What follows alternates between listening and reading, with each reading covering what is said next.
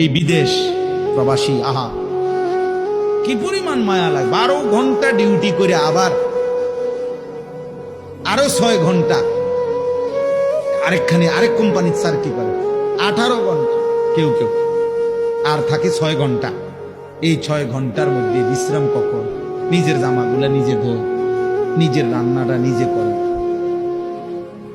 প্রবাসীগুলো বিদেশে থাকে, যে আমি তো সৌদি আরবে অনেক দূর দূর ছেলেদের কাছে গেছি, ওরা দম করে খুব মহব্বত করে।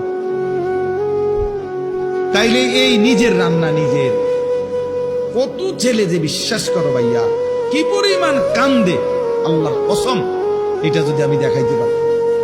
এখান থেকে এটা বিদেশ অনেক কষ্ট, এই কথাটা কইলে তুমি বুঝতে না ভাইয়া, অনেক কষ্ট। এটা কইলে তুমি বুঝতে না, এটা কইতে তো 1 মিনিট লাগছে, আর অনেক কষ্ট। বাস্তবতা হলো তার চাইতে অনেক বেশি কষ্ট।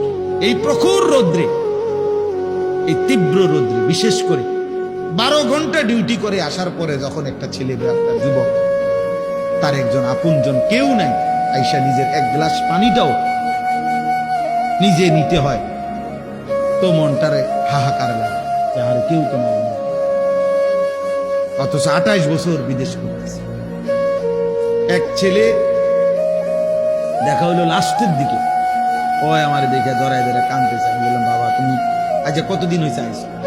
কয় হুজুর 3 বছর। এই শেষ আমার যে ছেলেটা খেজুর আইনা দিছে মদিনায়, ও ছেলেটা আমার বলতেছে যে 3 বছর হয়েছে বাড়ি থেকে আসছি, একবারও যাই নাই। আমি যাইবা কখন? কয় হুজুর একটা আইডিয়া করছি যে ঋণগুলো করছি, আরো 3 বছর যদি বিদেশ করি তাহলে ঋণগুলো শেষ হইব, আশা আছে হুজুর এরপরে যাবো।